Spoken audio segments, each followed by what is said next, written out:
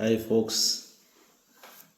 ஒரு விஷயம் நம்ம எடுத்து பார்த்தா, ஒரு விஷயத்தை உருவாக்குறது, அதாவது கன்ஸ்ட்ரக்ஷன் ஆர் கன்ஸ்ட்ரக்டிவ் திங், ஒரு விஷயத்தையோ ஒரு சிஸ்டத்தையோ ஒரு உறவையோ உருவாக்குறது அவ்வளோ கஷ்டமான விஷயம்.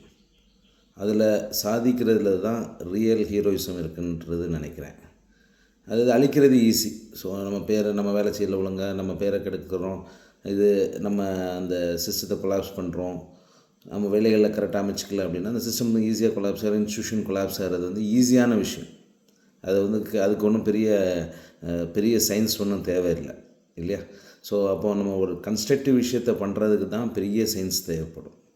அந்த கன்ஸ்ட்ரக்டிவ் விஷயத்தில் இன்றைக்கி நம்ம எடுத்துக்கக்கூடிய ஒரு பாயிண்ட் கன்ஸ்ட்ரக்டிவ் ஃப்ரெண்ட்ஷிப் அப்படின்றது ஒரு ஃபேமஸ் இதாக போகுது.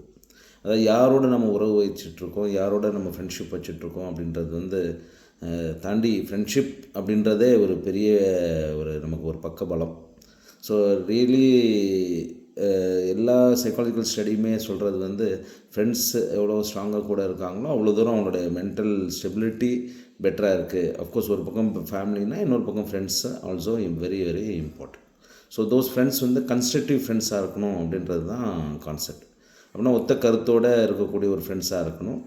அவங்களும் கன்ஸ்ட்ரக்டிவ்னா ஒரு விஷயத்தை உருவாக்கக்கூடிய தன்மைக்கு மைண்டை ஃபோக்கஸ் பண்ணக்கூடிய ஒரு ஆளாக இருந்தால் நம்மளுடைய சக்ஸஸ் இன்னும் பெட்டராக இருக்கும். அப்போ கன்ஸ்ட்ரக்டிவ் ஃப்ரெண்ட்ஷிப் அது ரொம்ப பார்த்துலாம் வர்றதில்ல. நம்ம கூட அமையக்கூடிய ஒரு நண்பர் அப்படின்னு ஒருத்தர் அமைகிறாருன்னா அதை நம்ம மென்மேலும் வளர்த்து கொண்டு போகக்கூடிய ஒரு ஃப்ரெண்ட்ஷிப் வளர்த்து கொண்டு போகக்கூடிய பேசிக் தாரக மந்திரம் விட்டு கொடுத்தல். இது நாட் ஒன்லி ஃப்ரெண்ட்ஷிப், ஃபேமிலிலேயும் அமையும், ஒர்க்கிங் பிளேஸ்லேயும் அமையும். விட்டு கொடுத்து போக ஆரம்பித்தோம் அப்படின்னா, அந்த விட்டு கொடுத்தல் அப்படின்ற ஒரு விஷயத்த நம்ம ப்ராக்டிஸ் பண்ண ஆரம்பித்தோம் அப்படின்னா நிறைய time we will get more friends. And ஒரு மனக்கசப்போ இல்லை நம்ம சந்தோஷமாக அவங்க கூட இருக்கும்போது சந்தோஷமாக இருக்கக்கூடிய ஒரு தன்மைக்கு மாறும்.